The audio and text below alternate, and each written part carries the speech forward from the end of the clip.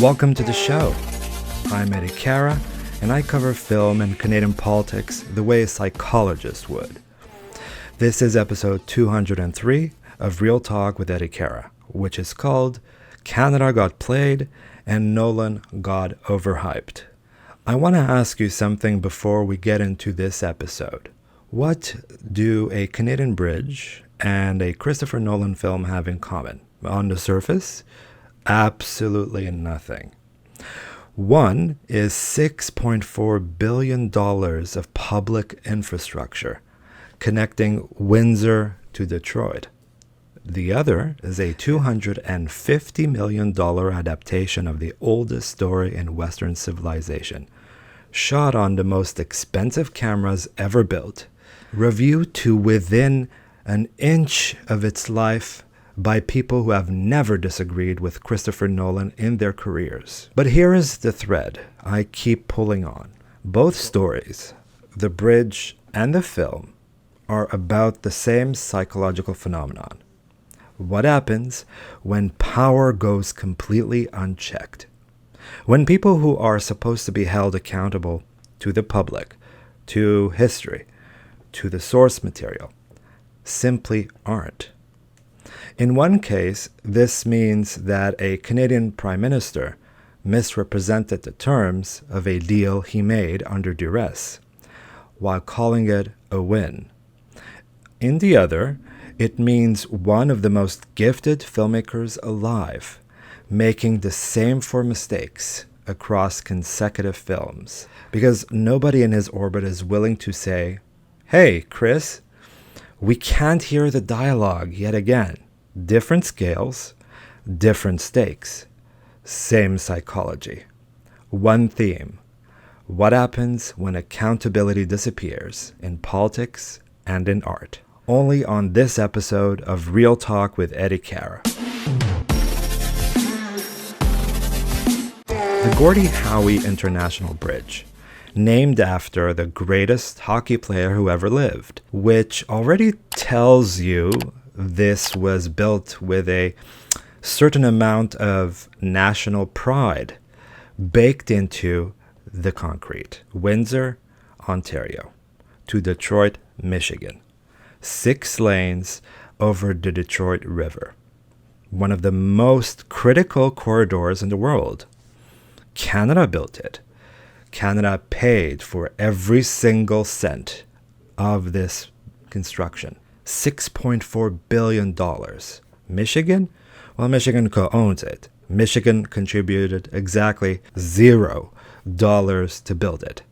And now, because of a phone call from a billionaire, a social media post from a president, and a deal that our Prime Minister apparently mischaracterized to the Canadian public, the U.S. is going to collect 50% of the net revenue of that bridge for the next, not just few years, 15 years, before Canada even pays itself back.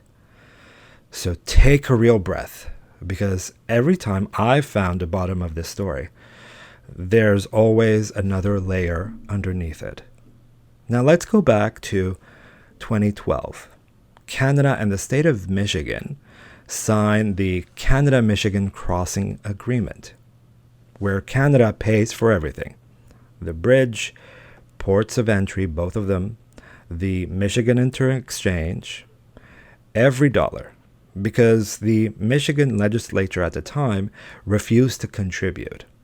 In exchange, Canada gets to collect all the toll revenue until it recoups what it spent initially. Not just one side, on both directions of the toll revenue. All of it for approximately 50 years before profits start splitting with Michigan. Now, is that unfair to Michigan? No. They put absolutely nothing, and they still get a bridge. Is it unfair to Canada? Well, I would say no on this point alone, because Canada gets paid back first. And it's an equity deal, a genuine one. And here's where equity theory comes in. Psych lens. Adams developed the equity theory to explain how people evaluate fairness in any exchange relationship. The core principle? The ratio of your inputs to your outcomes should be proportional to the other party's ratio. So basically, if you put in more, you get back more, or get it back first in this case. The original 2012 deal was an equity theory model. So basically, Canada's input was $6.4 billion till today, 100% of the cost. Canada's outcome? First right of return in all of the revenue until it is repaid, 100%, not just 50. Then start sharing. That's not being greedy. That's actually mathematically fair and equitable. However, the New Deal breaks that ratio before Canada is even made whole. And it breaks it not because anyone decided a different ratio was more equitable than the other, but rather because of one man with a checkbook who decided to manufacture a crisis. Matthew Moroun owns the Ambassador Bridge, which is a privately operated crossing that has held a near monopoly on truck traffic across the Detroit River. His family has owned that for decades. It is quite extraordinarily profitable. The Gordie Howe Bridge changes that. The moment it opens, truckers have a choice and actual competition. In case anyone forgot, that is also catastrophic for a monopoly's bottom line, because there's an alternative. So the Moroun family spent years and millions to try to stop that bridge from being built, from lawsuits to lobbying to political interference. Every tool available to them, and none of them worked. And then Donald Trump gets elected. On January 16th, 2026, less than a month before Trump threatened to block the Gordie Howe Bridge from opening, Matthew Moroun donated $1 million to MAGA Inc., which is the pro-Trump super PAC. On February 9th, Moroun visited the White House and met with U.S. Commerce Secretary Howard Lutnick. Hours later, and not just days, hours later, Donald Trump posted this on Truth Social, quote, "I will not allow this bridge to open until the United States is fully compensated for everything we have given them. We should own perhaps at least one half of this asset. Everything we have given them." The United States gave Canada nothing towards the bridge, not a single dollar actually. So the entire factual premise of Donald Trump's complaint is literally false. But here's the thing about coercive power. You don't actually need facts on your side as a factual premise. You just need leverage. Cyclens, coercive power, and regulatory capture. French and Raven identified 6 types of social power in 1959. Most political power operates through legitimate authority or expert knowledge or even the ability to reward, and all require the other party to consent to it for it to work. Coercive power, however, is different. It operates through the threat of harm, blackmail, and so on, and it never requires the other party to consent to it. In this case, Canada had a legal right. Canada had a signed agreement. Canada had moral clarity. None of that, however, matters against coercive power when the other party is simply willing to ignore legitimacy entirely. And beneath the coercive power, it is operating simultaneously with the notion of regulatory capture. That's actually when government stops acting in the public interest and starts acting on behalf of a specific private interest. In this case, one billionaire, threatened by public infrastructure competition, used political donations and personal access to the president to bend the executive branch of the world's largest superpower. One check, one meeting, one social media post. 6 hours, $6.4 billion of Canadian leverage just gone. Prime Minister Carney was genuinely in a terrible and quite an impossible position. The alternative for him would be leaving the bridge closed indefinitely, with billions in stranded investment and a critical trade corridor shut down. And that is not really an option. So yeah, some concession was probably inevitable and inescapable, I might add. Here's where BATNA comes in. Cyclen's BATNA, which stands for Best Alternative to a Negotiated Agreement. Basically, your BATNA is your walkaway exit option, your exit strategy. What do you do if no deal gets made? And your BATNA determines power at the table more than almost anything else, really. So if your BATNA is strong from the get-go, you negotiate from a position of strength. But if your BATNA is weak, you negotiate from a position of desperation. Now, even if you're wearing a good suit and framing everything as a positive, Canada's BATNA here was essentially problematic, and even one called it a catastrophe. A closed bridge, $6.4 billion in stranded investment. The Windsor-Detroit supply chain in freefall because of it. Now, Trump knew this. Moroun also knew this. Canada was not negotiating from a position of strength. Canada was simply managing a long-term surrender on this deal and trying to make it look like a handshake. Here's what Carney announced. For 15 years, Canada will split 50% on the net revenue with an economic development fund established and solely controlled by the United States government. And here's what Conservative leader Pierre Poilievre said in response. Imagine you spent $1 million building a rental property, and then your neighbor said he wanted to collect half the rent. You paid 100% of the cost and you get only 50% of the revenue? What a terrible deal. Well, that's exactly the deal that Mark Carney just brought home on the Gordie Howe International Bridge. Canada paid for the entire $6.4 billion price tag. We even funded the infrastructure on the American side of the river, all with the understanding that we would collect 100% of the tolls until we recouped our money. Carney just agreed to give half the tolls to a Michigan economic development body that did not pay a dime to build the thing. This is our grandmaster negotiator? Look, I don't think we should fight with our American friends just for the sake of it. But here's what's clear. Carney's approach of elbows up when he thinks the president is not looking and sucking up to his face is not working. It has only given us double the tariffs on more goods and given us the only recession in the G7. Now, Carney's public defense was, quote, "The word net does a lot of work in this.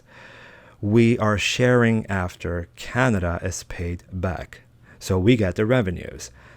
Then the servicing of the costs of the bridge and paying the debt of the bridge. And then what's left over, there's a split of that for 15 years.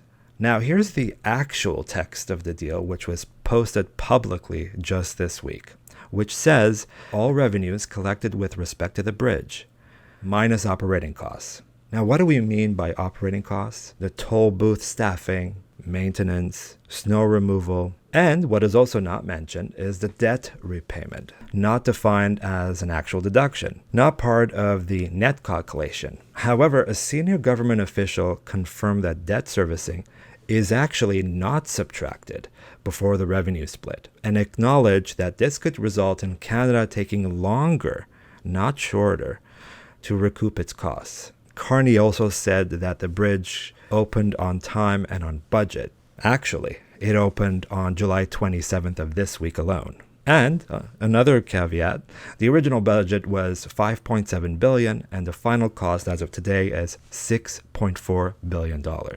Matthew Moroun couldn't stop the bridge from being built. He couldn't win in court. He couldn't stop the permits. But he could actually write a check. And that check bought Canada renegotiating a signed international agreement under duress. And our Prime Minister described the result as a good deal. Trump is calling it literally in his own words, a, quote, much better deal for America. He's actually not wrong. That's the part that keeps me up at night.